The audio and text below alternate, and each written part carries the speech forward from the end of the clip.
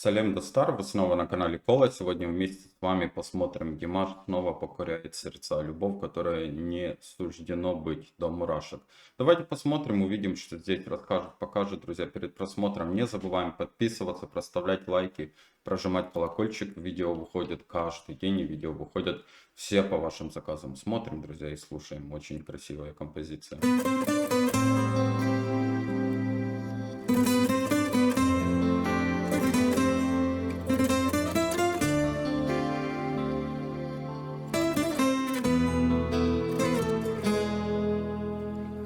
Duman duman çıktım yine sana geldim.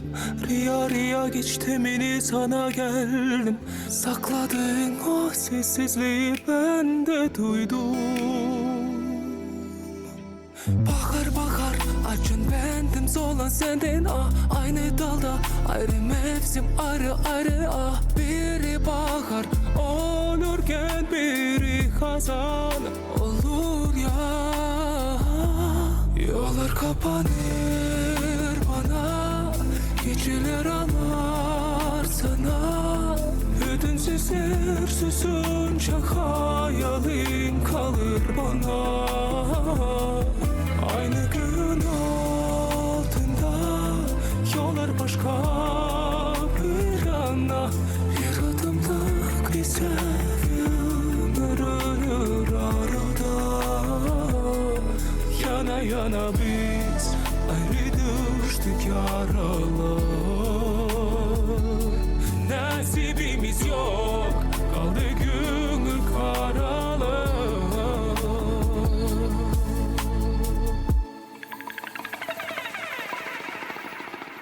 Bir düş gibi aynı yerdeydi, gezi kaldı. Ayrı zaman, aynı sevda, içte sızı kaldı. Biz vardık, zaman hiç varmadı bize.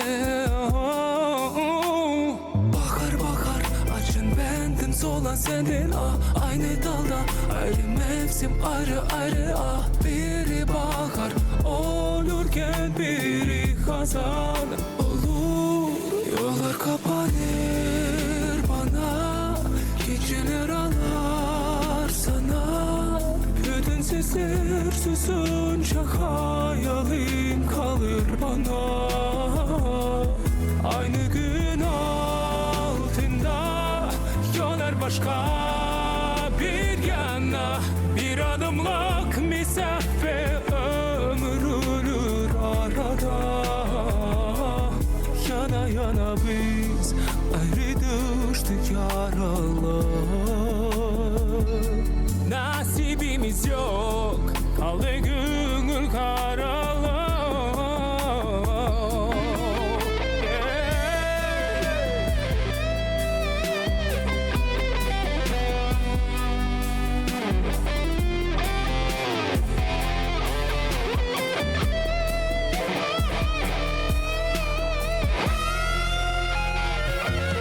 Yollar kapanır bana, geceler ağlar sana. Bütün sesler susunca hayalim kalır bana. Aynı gün altında yollar başka bir yana. Bir adımlık mesafe, ömür ölür arada. Yana yana biz ayrı düştük yaralar. Nasibimiz yok, kaldı gönül karalar.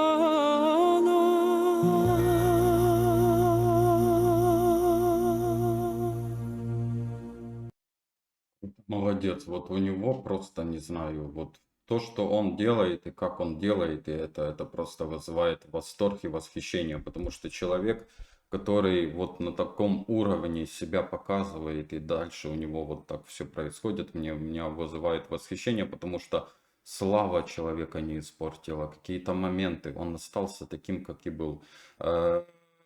Конечно же, там, да, у него тот клип, который они снимали в октябре, много там хейтеров было, вроде я смотрел, что-то там писали, что не понравилось, или еще какие-то моменты.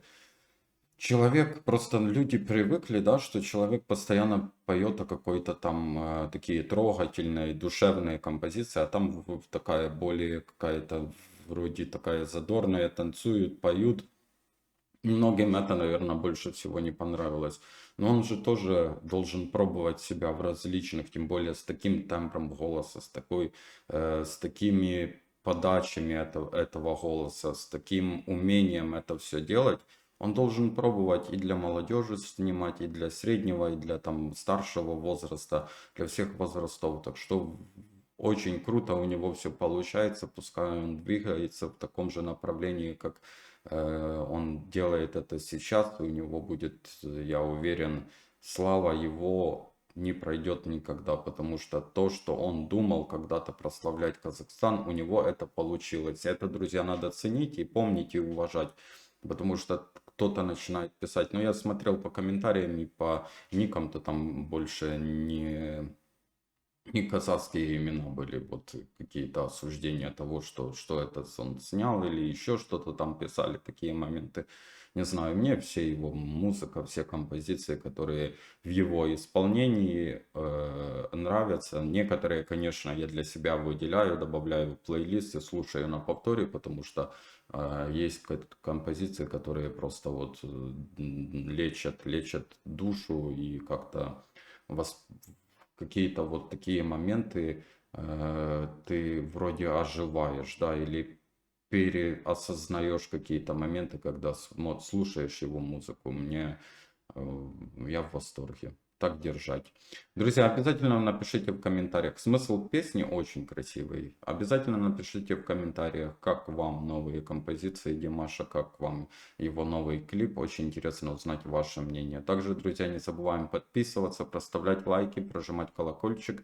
Видео выходит каждый день, и видео выходят все по вашим заказам. Берегите себя, друзья. До встречи.